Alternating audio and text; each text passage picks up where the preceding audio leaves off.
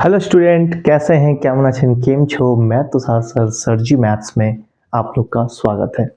Topic है arithmetic progression, class 10 5.6 R D Sharma level 1। और आज हम लोग देखेंगे क्वेश्चन नंबर 8, 9 और 10 का फर्स्ट। तो चलिए सॉल्यूशन नंबर 8। सबसे पहले तो हमें क्वेश्चन अच्छे से रीड करना होगा कि क्वेश्चन हम लोग से बोलना क्या चाहता है। सिंपली क्वेश्चन ये कह रहा है कि sum of the first 25 term of an AP, ये फाइंड करना है, सम फाइंड करना है। सम ऑफ फर्स्ट, ये ध्यान से देखना है। सम ऑफ फर्स्ट 25 का मतलब है कि हमें एस एन यानी कि एस 25 फाइंड करना है।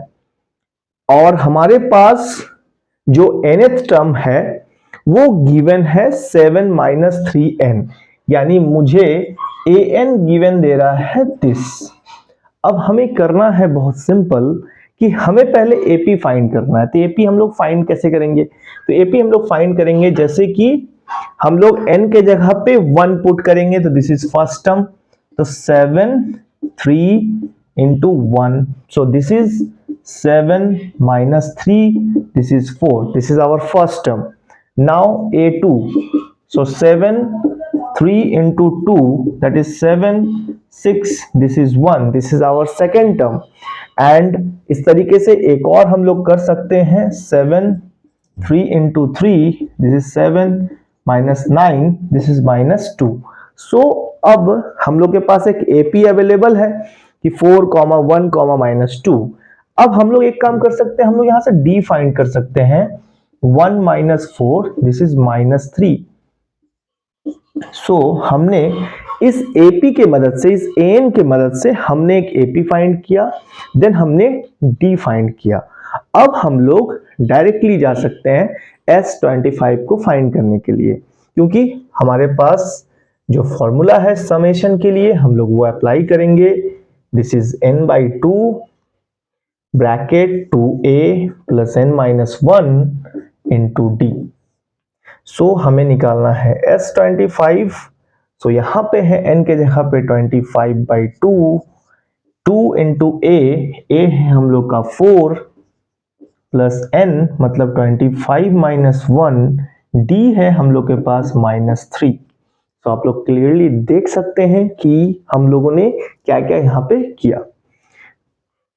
तो S25, दिस इज 25/2, यहां पे हम लोग के पास देख पा रहे हैं 2 4 जा 8 प्लस यहां पे 24 इंटू -3। अब हम लोग क्या करेंगे, 25, थोड़ा सा कैलकुलेशन चाहे तो हम लोग आसान करने के लिए यहाँ पे 2 कॉमन हम लोग फाइंड कर सकते हैं ताकि 2 कैंसिल हो जाए। यहाँ पे बचेगा 4, जो कि ये प्लस माइनस माइनस 24 में से 2 चला गया, तो अब यहाँ बचेगा 12 इंटू 3। हमने साइन पहले ही चेंज कर दिया, प्लस माइनस माइनस 2 कैंसिल कर देंगे। 25 इंटू 4 माइनस 36, सो हमें मिलेगा 25 इंटू माइनस में 32।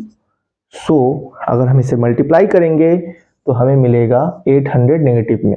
थोड़ा सा यहाँ पे मैं ट्रिक आप लोगों को बताना चाहता हूँ कि किसी भी नंबर को अगर हम 25 से मल्टीप्लाई करते हैं तो एक आसान तरीके से 25 से मल्टीप्लाई करना है 32 को, कुछ नहीं, यहाँ पे डबल जीरो लगाना है और उसे 4 से डिवाइड दे देना है। तो ये तो इजी है, 4 8 जा 32 और डबल जीरो। तो देख सकते हैं कि बहुत आसान तरीके से कर सकते हैं। तो ये बहुत सिंपल है कि कोई भी नंबर अगर 25 से हो, आज मैं 2 बता दे रहा हूं, एक 5 एक 25 के लिए। 5 के लिए सिंपली आप एक जीरो लगा सकते हैं और 2 से डिवाइड कर सकते हैं, और 25 के लिए डबल जीरो लगाइए, 4 से डिवाइड करिए, ठीक है। एंड देन 125 के लिए 3 जीरो लगाइए और 8 से डिवाइड करिए। आप लोग करके जरूर देखिएगा, बताइएगा कि ये ट्रिक कैसा था। अब हम लोग आगे चलेंगे क्वेश्चन नंबर 9 के तरफ। चलिए आप लोग नोट करिए पॉज करके।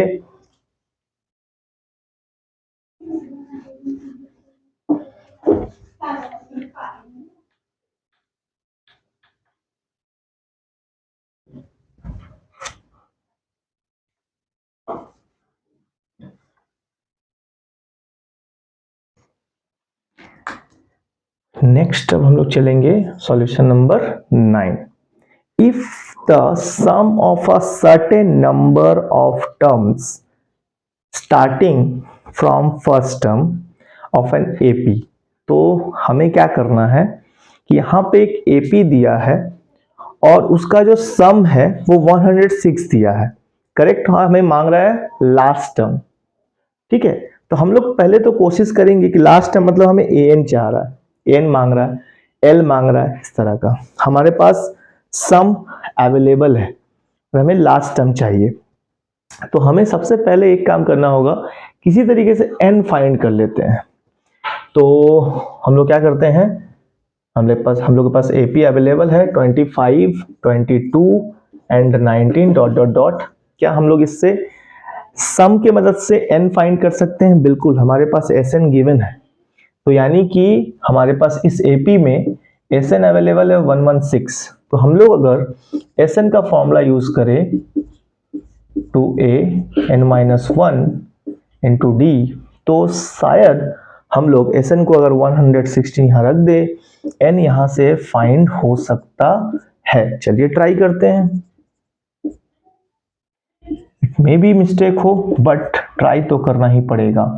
डी हो जाएगा 22 माइनस 25, दिस इज -3। अब ये 2 यहां पे इंटू कर देंगे तो ये हो जाएगा 232, दिस इज एन, ये हो जाएगा 50, यहां पे आएगा N and then minus minus plus 3। So अब यहां पे हमें आएगा एन, ये हो जाएगा 53, 3n। बिल्कुल, अब तो लग रहा है कि हाँ n निकल सकता है, यहाँ पे एक क्वाड्रेटिक इक्वेशन फॉर्म हो रहा है। चलिए आगे देखते हैं। तो 53n, 3n स्क्वायर एंड 232, इसको इधर ले आएंगे तो 3n स्क्वायर माइनस 53, सबको इन दोनों को उठा के इधर ला रहे हैं, प्लस 232 इज इक्वल टू 0। तो यहाँ पे आ जाता है क्वाड्रेटिक इक्वेशन। और हम लोग सबको पता है कि इस क्वाड्रेटिक इक्वेशन से हमें n का वैल्यू मिल सकता है। कैसे?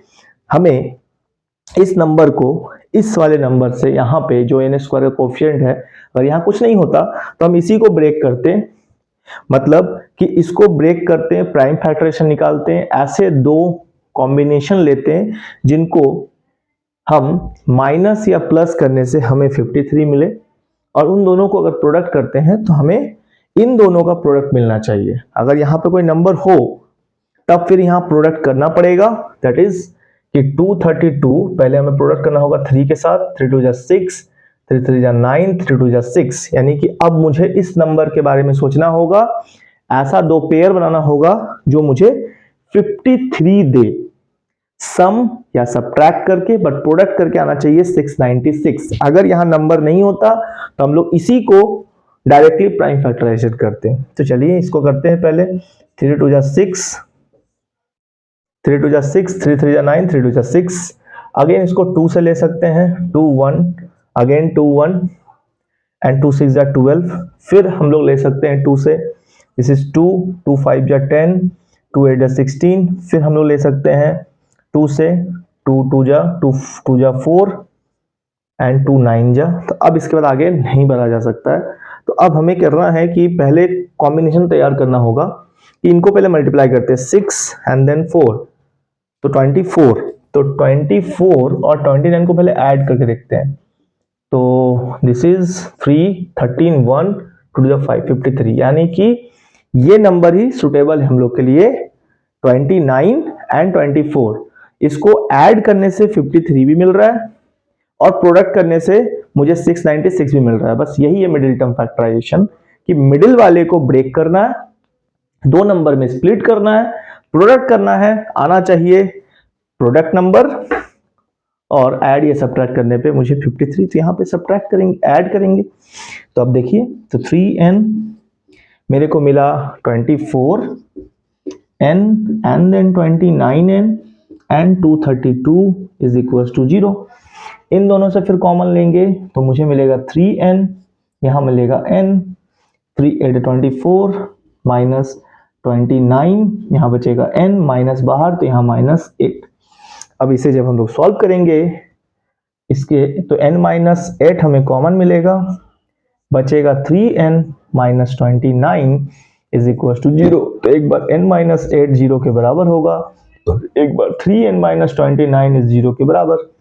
तो n इज इक्वल टू 8 जो कि एक मुझे नेचुरल नंबर मिल रहा है, पर यहाँ पे मुझे 29/3 मिल रहा है जो हम इसे नेग्लेक्ट करेंगे और हम n के वैल्यू को 8 मानेंगे। अब जैसे ही मुझे n का वैल्यू मिलेगा, अब मैं कोशिश करूंगा कि लास्ट टर्म फाइंड किया जा सके। तो चलिए, हम लोग के पास एसएन का दो फॉर्मूला था एसएन फाइंड करने का, हम लोग उसमें से कोशिश करते हैं कि क्या हम ये फॉर्मूला यूज करके भी हम निकाल सकते हैं इसको। an के लिए हमें an फाइंड करना है लास्ट टर्म, तो हम लोग के पास तो सब कुछ अवेलेबल है, तब डायरेक्टली हम लोग चाहें तो an is equal to a plus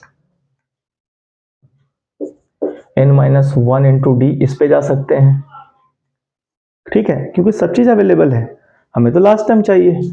तो a है 25, n हम लोग के पास अभी मिला 8 माइनस 1, d है हम लोग के पास -3, तो 25 ये हो गया 7 इंटू -3, सो 25 और यहाँ पे हो गया 21, तो हम लोग को मिला 4। तो यानी हम लोग का जो लास्ट टर्म है वो क्या है 4। तो ये हम लोग का सॉल्यूशन नंबर 9। अब हम लोग आगे बढ़ेंगे, क्वेश्चन नंबर 10 का फर्स्ट बस लास्ट का क्वेश्चन है और ये मोस्ट इंपॉर्टेंट क्वेश्चन है एग्जाम के लिए। चलिए क्वेश्चन नंबर 10 के first,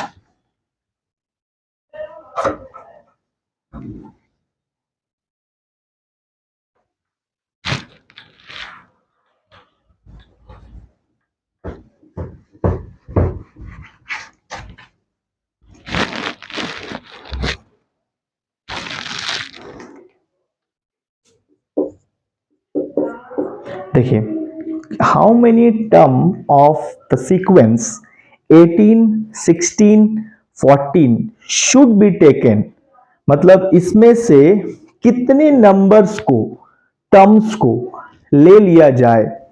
how many terms of the sequence should be taken so that their sum is zero. तो यानी कि यहां पे एक चीज तो गिवन मान के चलेंगे कि एसएन को हम लोग जीरो मान लेंगे, सिंपल।